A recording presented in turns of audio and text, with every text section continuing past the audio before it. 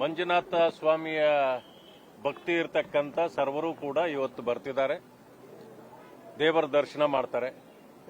ಆದರೆ ಒಂದು ವಿಪರ್ಯಾಸದ ಸಂಗತಿ ಇತ್ತು.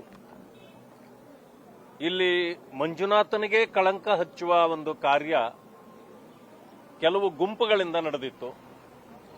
ಅದಕ್ಕೆ ಸರ್ಕಾರದ ಕುಮ್ಮಕ್ಕು ಇದೆ ಅಂತಕ್ಕಂಥದ್ದು ಈಗ ಜಗಜ್ಜಾಗಿರವಾಗಿರ್ತಕ್ಕಂಥ ವಿಷಯ.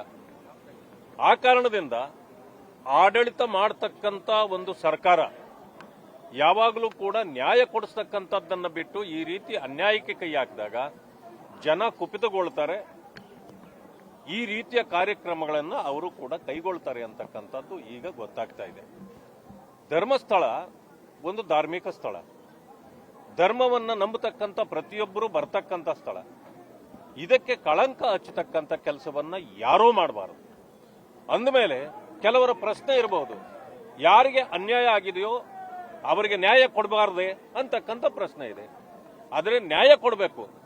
ನ್ಯಾಯವನ್ನ ಎಲ್ಲಿ ನಾವು ಕಳ್ಕೊಂಡಿರ್ತೀವೋ ಅಲ್ಲಿ ನ್ಯಾಯ ಹುಡುಕಬೇಕೇ ಹೊರತು ಧರ್ಮಸ್ಥಳದ ಮಂಜುನಾಥನ ದೇವಾಲಯದಲ್ಲೆಲ್ಲ ಹುಡುಕಬೇಕಾಗಿರೋದು. ಆ ಕಾರಣಕ್ಕಾಗಿ ಭಾರತೀಯ ಜನತಾ ಪಕ್ಷದ ಪ್ರತಿ ಮುಖಂಡರು ಇವತ್ತಿನ ದಿವಸ ಇಲ್ಲಿಗೆ ಬಂದು ಈ ಯಾರು ಭಕ್ತಾದಿಗಳಿದ್ದಾರೆ ಇಡೀ ರಾಜ್ಯ ಮತ್ತು ಈ ಇದರಲ್ಲಿ ಅವರಿಗೆಲ್ಲರಿಗೂ ಕೂಡ ಇಲ್ಲಿ ಯಾವುದೇ ಧಾರ್ಮಿಕ ಸ್ಥಳದಲ್ಲಿ ಕಳಂಕ ಇಲ್ಲ. ಏನೇ ಇದ್ರೂ ಅದನ್ನ ಹೊರಗಡೆ ನಾವು ಪರಿಹಾರ ಮಾಡಿಕೊಳ್ಬೇಕು.